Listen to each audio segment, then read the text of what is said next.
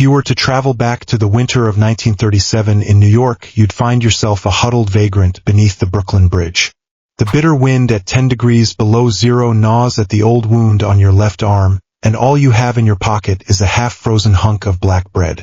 The gloom of the Great Depression stings your cheeks flecked with snowflakes as the humiliation of the relief station and the omen of a blizzard draw near. To survive is a conviction etched into your very bones. The last warm glow of late autumn sinks with the crane into the distance. Golden red light shatters into rippling shimmers on the sea surface, yet it cannot warm your numb, stiffened fingertips. You huddle beside an abandoned freight crate, yanking at a tough hemp rope with your teeth and all your might. The rope gouges red welts into your palms, and you stuff each broken length into your coat the moment it snaps. It is the linchpin for reinforcing your shanty, and the only hope to keep slush from seeping into your tattered boots. The dock has lost the bustle of 3 years prior, when you were the sturdiest longshoreman here. You could march nimbly across the swaying gangplank with 2 crates of cotton slung over your shoulder, your palms marked with the indentations of wrenches. The briny tang of sweat and seawater clung to you, the earthy scent of earning a living by the sweat of your brow. A wave of layoff struck without warning in 1935. The boss clapped you on the shoulder and said times are hard, your hand still clutching your wages, the rough grain of wooden crates lingering on your fingertips. You turned and were swept into the tide of unemployment, and now your return brings only discarded crates and wood splinters. There are also the faint blares of ship whistles drifting from the tall buildings of Manhattan in the distance, carried across the frigid air. That whistle is an invisible barrier severing you utterly from the prosperity bathed in warm golden lamplight. Age-old cinders are wedged in the cracks of the planks beneath your feet, and the acrid brine of evaporated seawater drifts into your nostrils.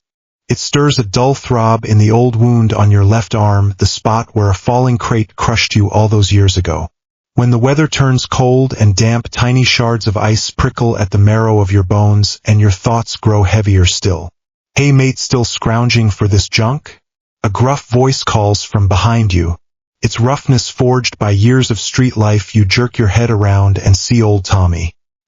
He trundles over, leaning on a sharpened stick, his overcoat tattered to reveal yellowed cotton wadding his hair matted into clumps like felt. Yet his eyes remain sharp and watchful, a glint of street-smart shrewdness hidden in their murkiness. He was a former workmate laid off a year before you and knows the unwritten rules of street survival far better. You pause your work and lift a hand to rub your left arm, feeling a spasm in the muscles around the old wound. Better than freezing in the bridge, Undercroft, you mutter, gathering the hemp rope into a bundle and clutching it tight. At least this'll let me build a half-decent shanty to weather the first snowfall. Old Tommy kneels to gather wood splinters. He doodles in the dirt with a splinter, his gaze flicking warily around on the lookout for patrolling cops. "I'd say you'd better scrounge more," he says, his voice dropped low, his tone grave. "A cold front from the north is bearing down on us. There'll be a brutal blizzard worse than last year's." Your heart sinks, the memories of last winter's bitter cold still fresh in your mind. You barely survived on a tattered blanket. The temperature has already plummeted below zero, with the start of this winter harsher than any year before. Old Tommy adds, the soup kitchen spots are scarce. You have to queue 2 hours early. You work 2 hours for a meal and sass a guard, and you'll get clubbed and thrown out. The wind picks up again, carrying the dampness of the sea and stinging your cheeks like tiny needles. You huddle deeper into your tattered overcoat, chill seeping through the rips, a dull ache throbbing in your shoulder blades. "I thought you still had some savings stashed away?" Old Tommy asks suddenly. You shake your head, a bitter smile tugging at your lips. Your meager savings from your working days long since dried up, leaving only that half hunk of hard bread.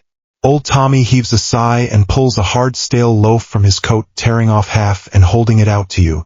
Dusted with grit yet redolent of wheat, it is the most precious comfort you could ask for in this moment. "Take it." I scavenged a cold steak. He pulls out a match and lights a pile of splinters. A faint flame flickers to life, casting a feeble warmth, its smoky fumes chasing away the briny tang of the sea. You take the bread, its icy crust brushing your fingers, a lump rising in your throat. Kindness is a rare treasure in a life of vagrancy. Most folk fight tooth and nail just to fill their bellies and keep warm. Tenderness has long been a luxury beyond reach. You nibble at the bread slowly, its dry crumbs scraping your raw throat, each swallow a sharp twinge of pain. Yet you dare not eat too much, tucking the remaining half into your coat, saving it to stave off the gnawing pangs of hunger in the night. Dusk deepens and the street lamps along the dock flicker to life one after another, their dim amber glow barely chasing away a sliver of the darkness. Yet they fail to pierce the despair lurking in the depths of men's hearts.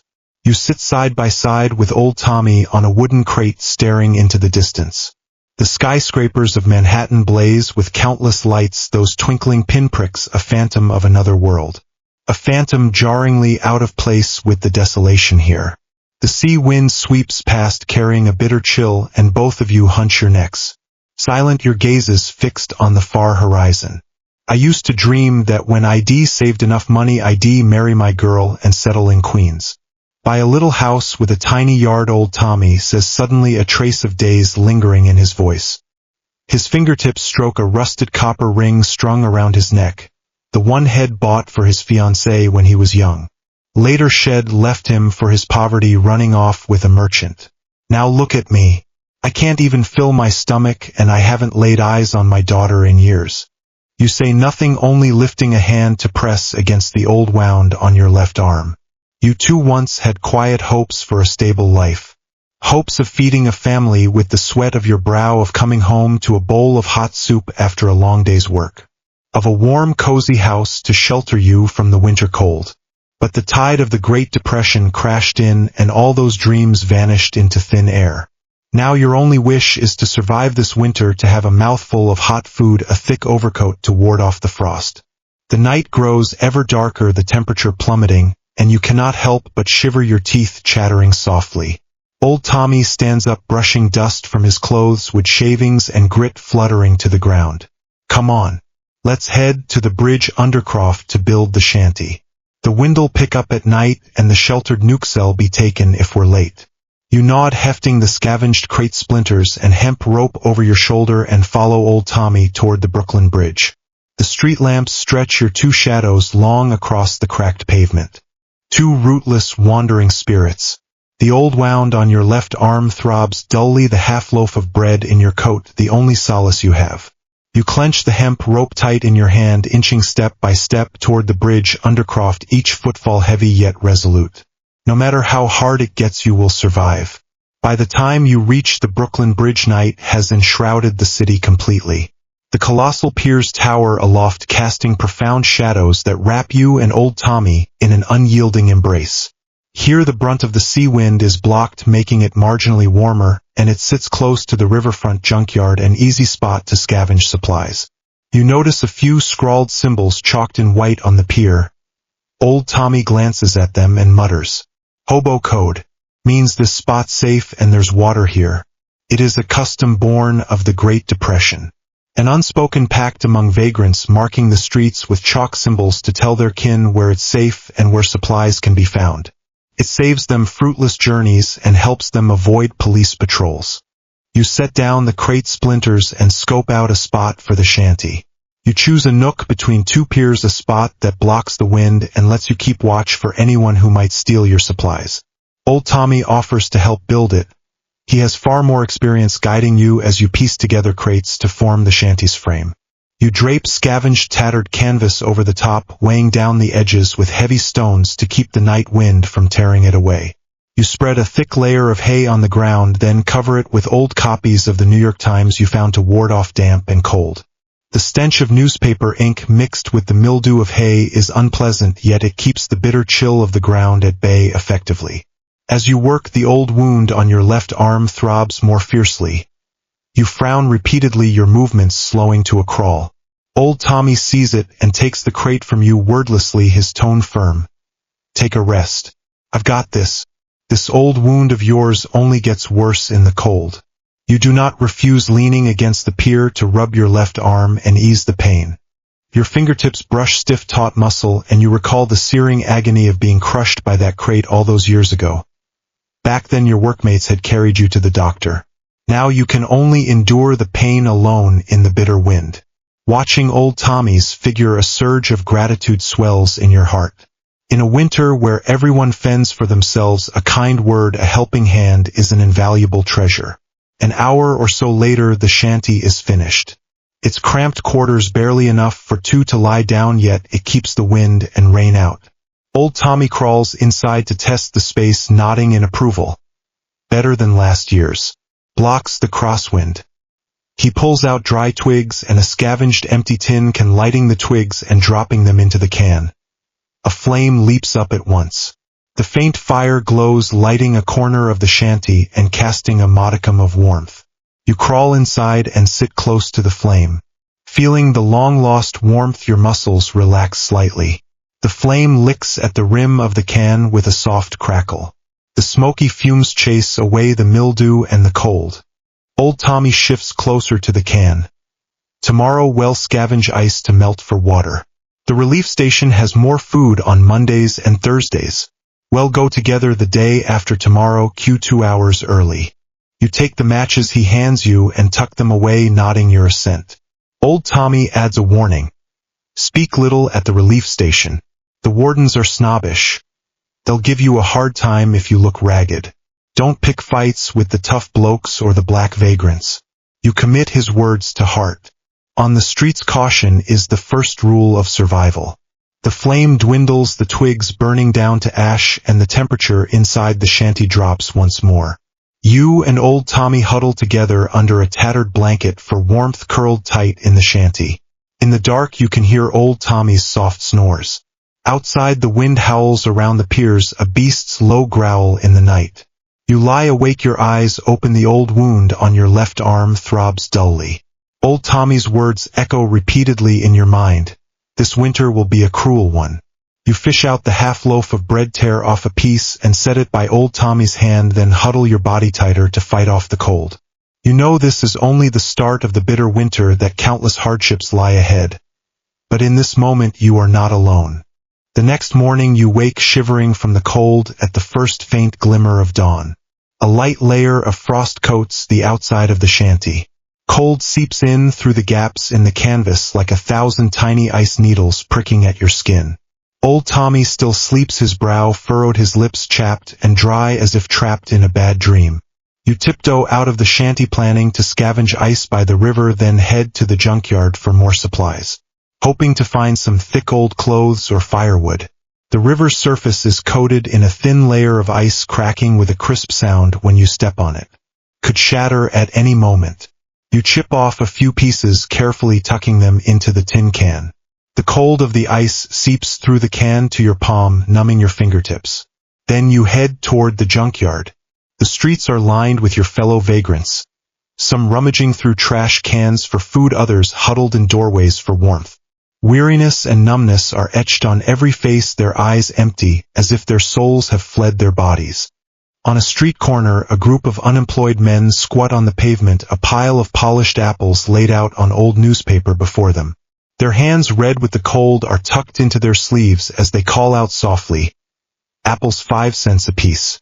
Fresh apples. A common sight on the streets of New York during the Great Depression. Unemployed men scraping by on apple sales, their only source of income. As you pass, the elderly apple seller looks up at you, his eyes filled with the helplessness of kindred suffering. He holds out a wilted apple, whispering, "Take it, son. It's on the house." You hesitate for a moment, then shake your head, turning to continue on your way. You know his life is just as hard and cannot bear to take it for nothing. Every apple is a matter of survival for him. You cannot accept this kindness for free. The old man sighs, then returns to his calls. When you reach the slums of Lower Manhattan, you see a group of vagrants scrambling over something at the door of an abandoned shop. Curious, you push through the crowd and stand at the back, finding them fighting over a whole military greatcoat. Surplus from the First World War, its thick, durable fabric worn but still strong enough to keep the cold night at bay. A young vagrant stands out in the crowd, around 20 years old still, with a hint of boyishness in his features, yet his eyes blaze with a desperate ferocity. He clenched the hem of the coat, tightly tussling with a burly man growling, "I found it first." He is no match for the man's strength and is soon sent sprawling to the ground, the coat snatched from his grasp. You recognize him as Jack, the boy you met at the dock yesterday, new to the streets, still stubborn, still ignorant of the unwritten rules of survival. Out here strength is the only law.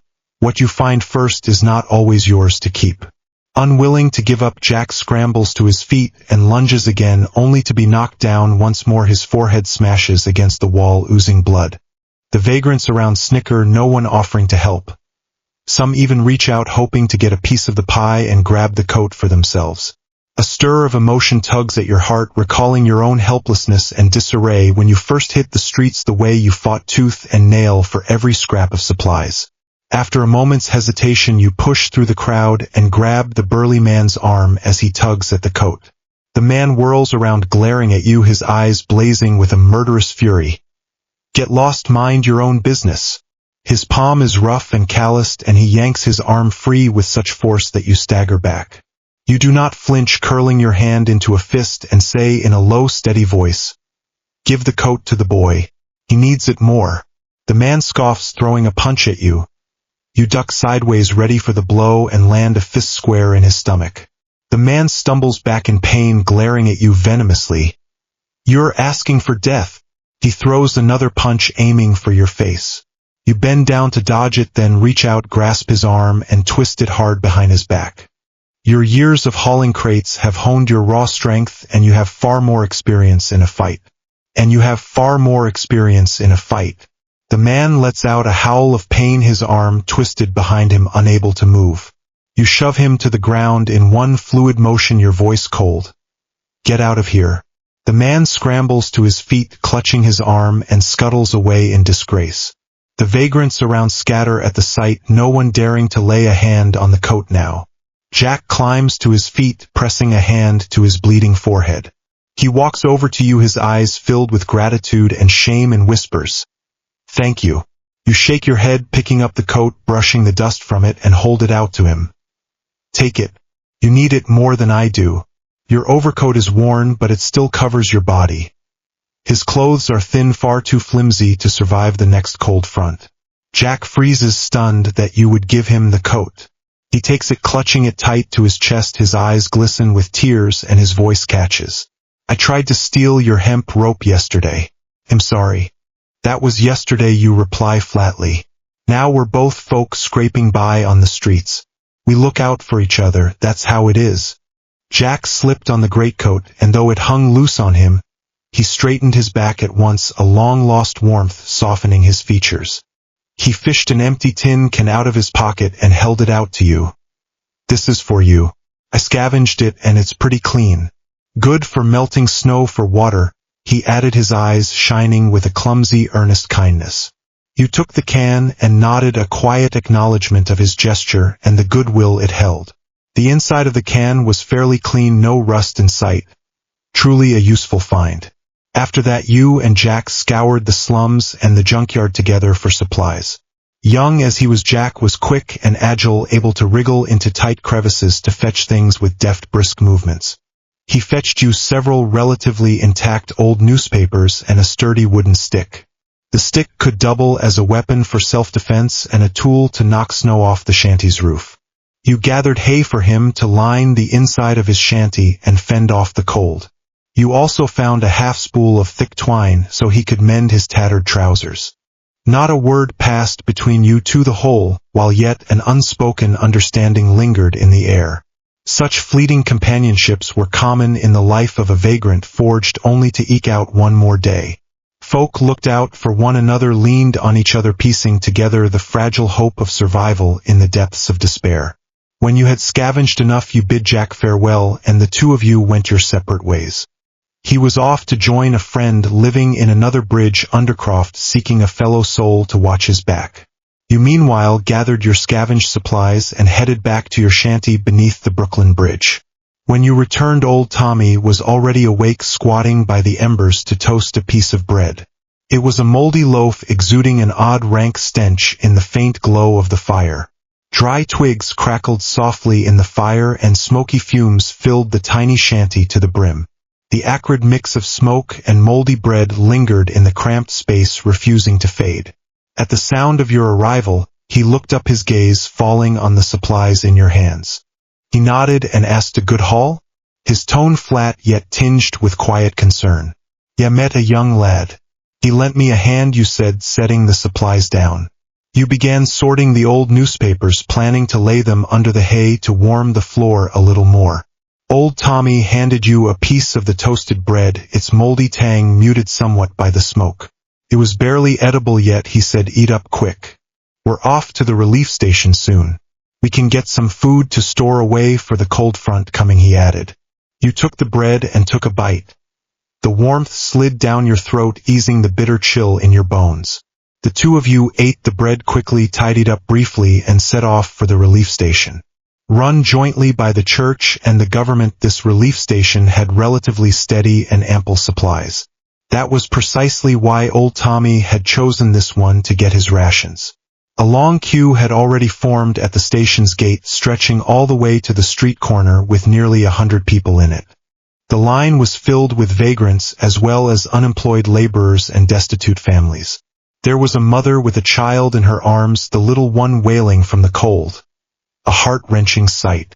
The mother held the child tight, murmuring soft comforts, her eyes hollow with despair and helplessness. A foul stench hung over the queue, a cloying mix of sweat and mildew. It was laced with the reek of a child's urine and a faint metallic tang of blood, growing all the more acrid in the bitter wind. Every soul huddled in on themselves, clinging to any small way to shield against the biting cold. Some wrapped their tattered overcoats tighter, some huddled together for warmth, some bowed their heads and prayed silently. You clutched the hemp rope in your coat more tightly, drawing your overcoat close, the old wound on your left arm throbbing dully.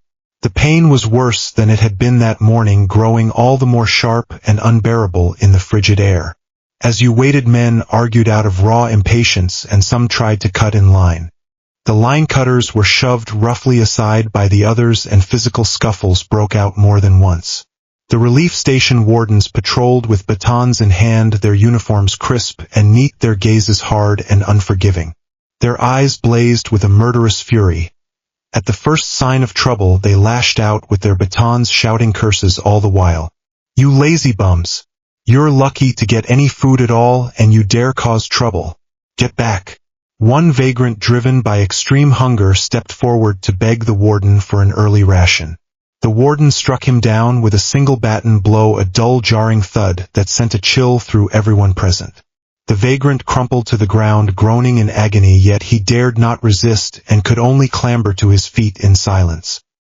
He stumbled back to the end of the queue, his eyes empty with fear and numbed resignation. You and old Tommy kept your heads down, doing your best to keep a low profile and avoid drawing any attention. Old Tommy leaned in close to your ear, his voice a whisper only the two of you could hear, a quiet warning. Don't talk back to the wardens inside. Even if they give you a hard time, take it. Otherwise you'll get no food. You nodded, committing his words to heart. In the fight for survival, dignity was long since worthless.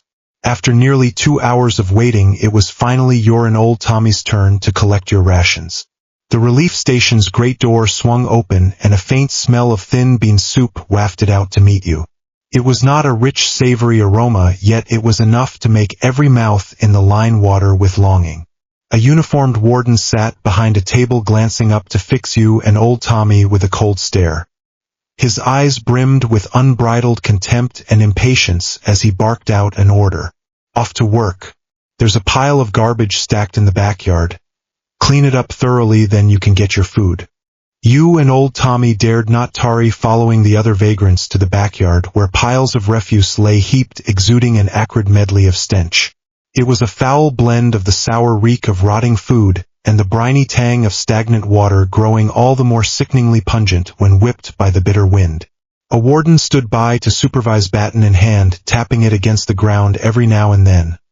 The sharp clack a stark warning for no one to shirk their work. You seized a broom from the corner and set to clearing the garbage, the wind slashing at your cheeks like a blade, each sweep of the numbed broom an ordeal of effort.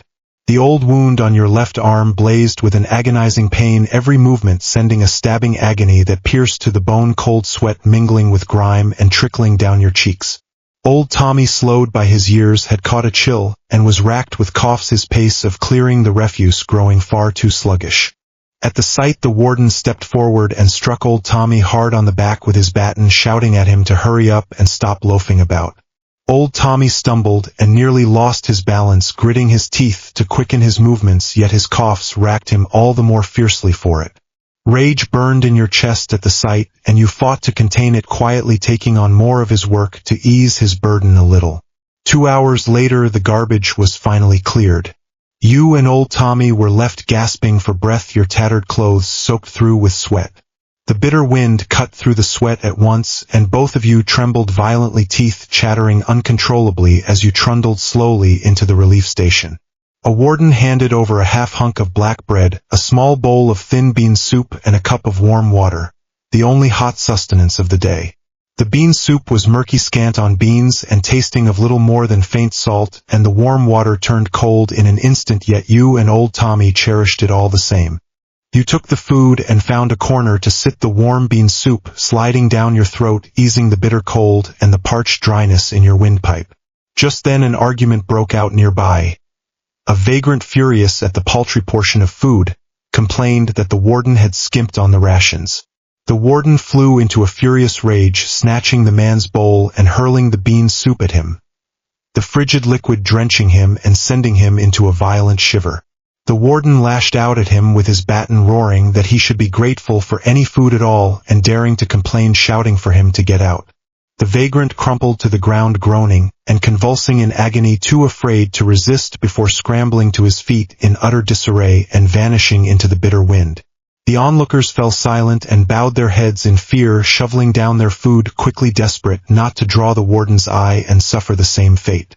A cold dread settled in your chest, and you silently quickened your eating pace, saving the half loaf of bread, wrapping it up and tucking it safely into your coat.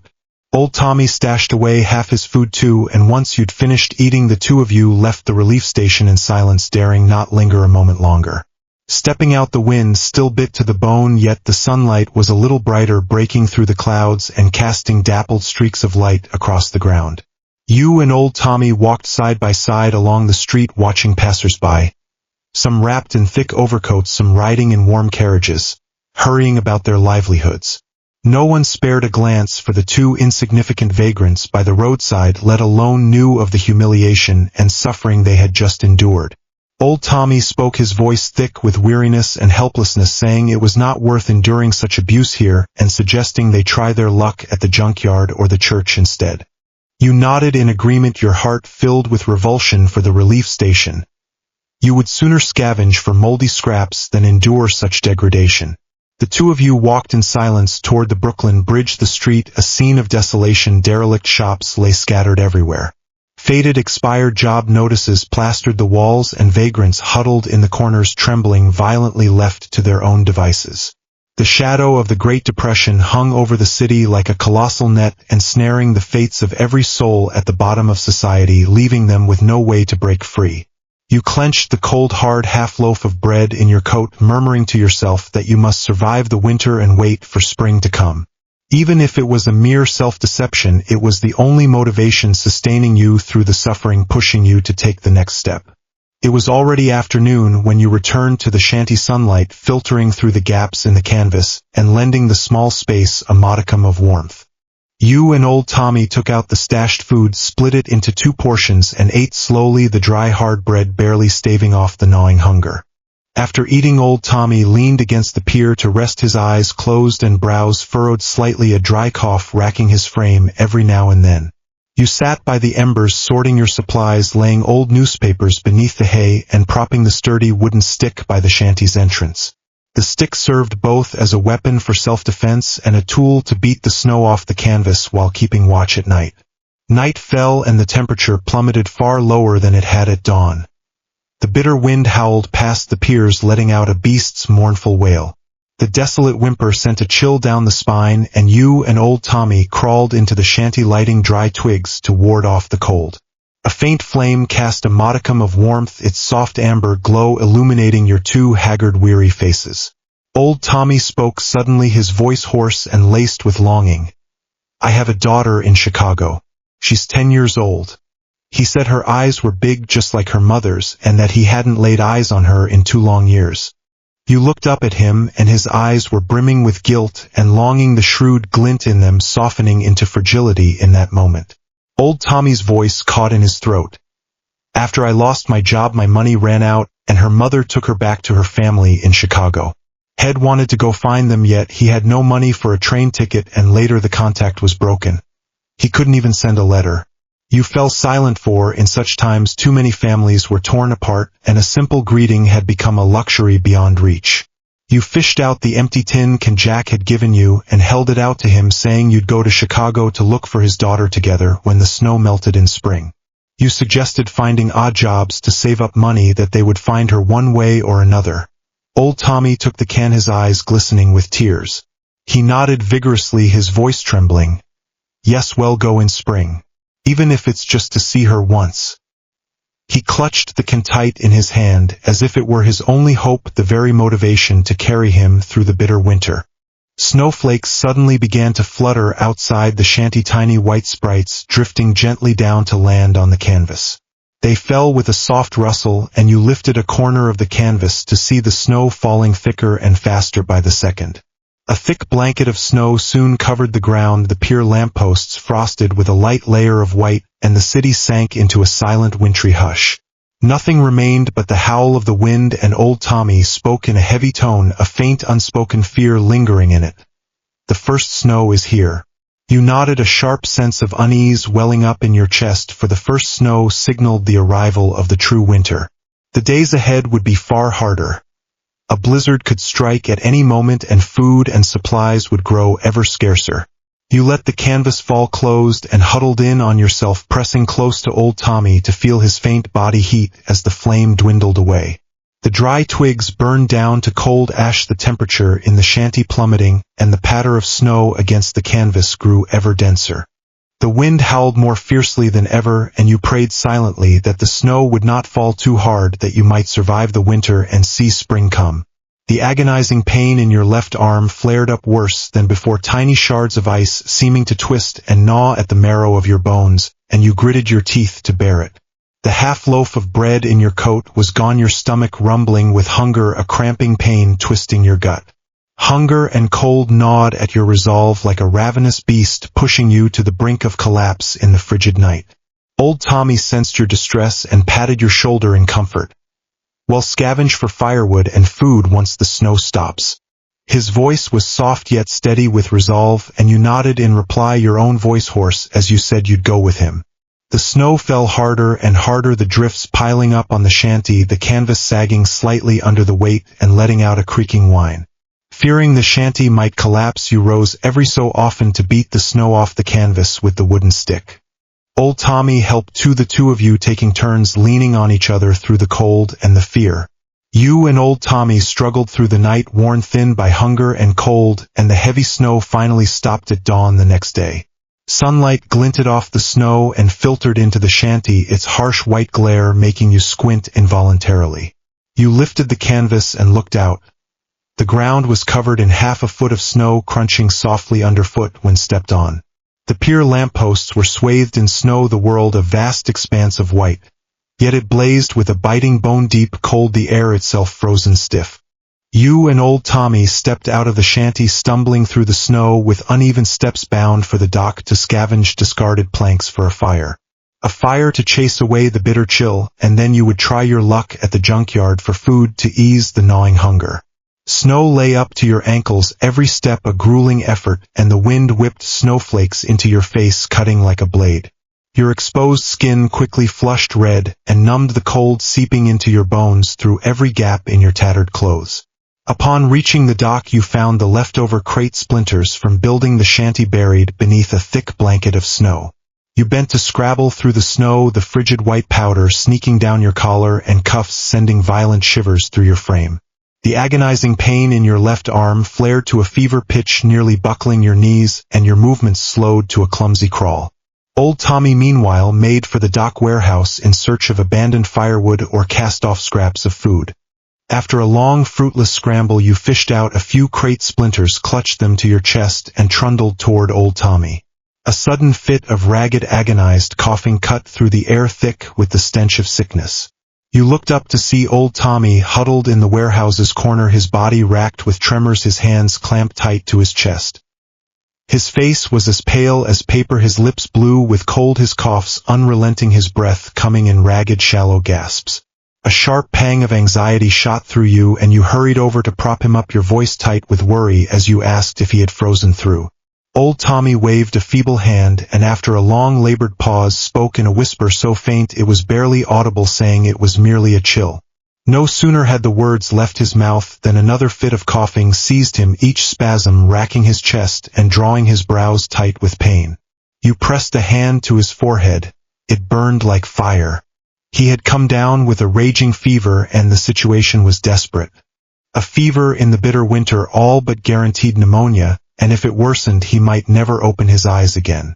Panic surged through you, yet you were utterly helpless, able only to prop him up and trundle slowly back to the shanty to let him rest.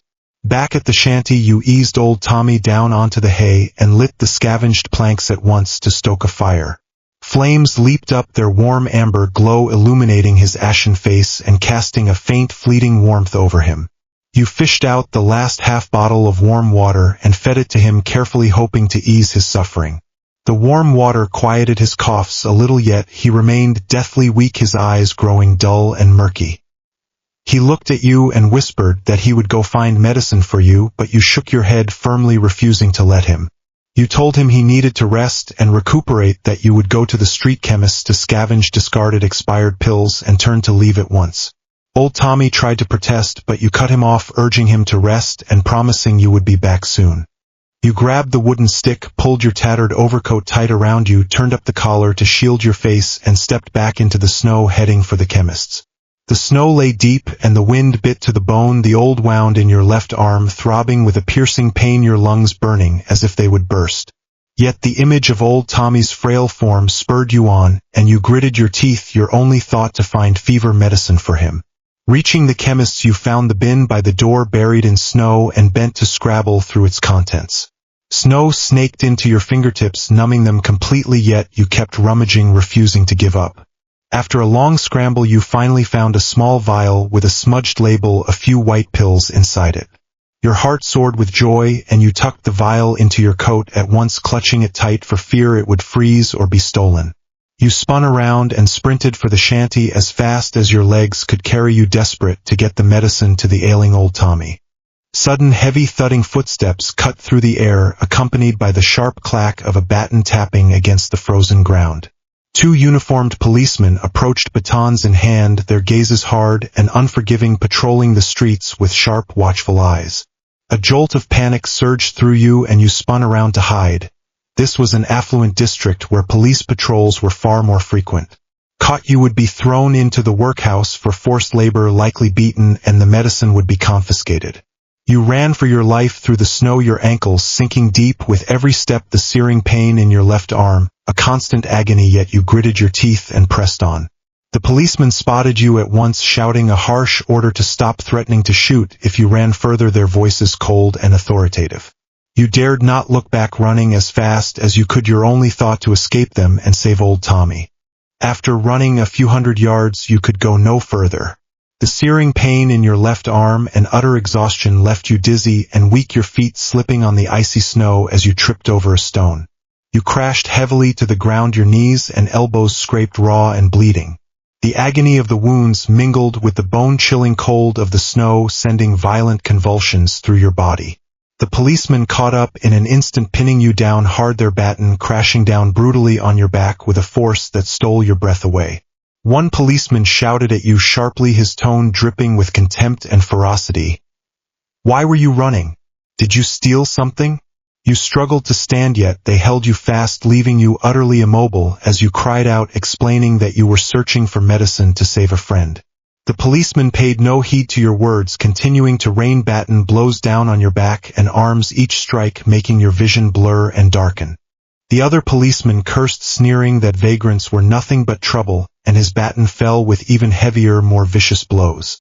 Covered in wounds and racked with unbearable pain, despair welled up in your chest. Were you to be taken away, leaving old Tommy to die alone? A shout suddenly rang out from the distance. "Stop! Leave him be!" The policemen paused, lifting their heads to look. You lifted your head too, and through blurry eyes you saw a familiar figure running toward you. It was Jack, clad in the greatcoat you had given him. A wooden stick in his hand and his face etched with anxiety. He ran as fast as he could, snow flying up around his feet and leaving white streaks on his trousers. Jack skidded to a halt beside you, brandishing the stick and shouting, standing witness for you. "He's only looking for medicine to save his friend. He didn't steal anything." The policemen frowned, their faces twisted with impatience, and snapped at Jack that he was just another vagrant, ordering him to get lost, or he would be dragged to the workhouse too. Jack stood his ground and stepped in front of you, his fingers wrapped tight around the stick and his eyes unyielding. He would rather be arrested than let you go, for your friend's life hung in the balance. Enraged, the policemen swung their batons at Jack, who darted nimbly out of the way, sparring with them with his stick to buy you time. Seizing the chance, you scrambled to your feet, ignoring the agony that racked your body and the searing pain in your left arm, and sprinted for the shanty, daring not to look back. You prayed for Jack's safety, and that old Tommy would hold on until you returned, stumbling repeatedly on the snow, yet gritting your teeth and pressing forward. The vial of medicine was clutched tight to your chest. It was old Tommy's last hope, a chance bought with Jack's peril. By the time you stumbled back to the shanty, you were gasping for breath and covered in wounds. The old injury in your left arm had gone numb with pain every step and excruciating effort. Old Tommy struggled to sit up, his eyes filled with worry, as he asked after your injuries and pressed for news of Jack. You told him Jack had distracted the policeman during the chase, then trembling pulled the vial from your coat and told him you had found fever medicine. Old Tommy took the vial, and as he looked at your battered form, his eyes glistened with tears. His voice caught in his throat as he said he had brought you and Jack nothing but trouble. You urged him not to speak another word and to take the medicine at once, pouring a little warm water and carefully feeding him 2 pills. After taking the medicine, old Tommy lay back to rest. His complexion gradually eased, his coughs abated, and his breathing grew steady once more. You sat by the fire, massaging your aching body. The wounds on your back and arms throbbed with a searing burn, and the old pain in your left arm hummed dully beneath your skin. Though every inch of you ached, a weight lifted from your chest. Old Tommy would hold on with the medicine. Only fear for Jack's safety gnawed at your heart. You prayed silently that Jack had evaded the policeman, that he was safe and unharmed, and hoped that the 3 of you would reunite soon to face the winter together. The snow began to thaw, the sunlight growing ever brighter, the temperature inching upward. Warmth seeped into the shanty, and the flame flickered gently in the fire. That dancing flame was a harbinger. Darkness would fade at last, and hope at long last would come for you all.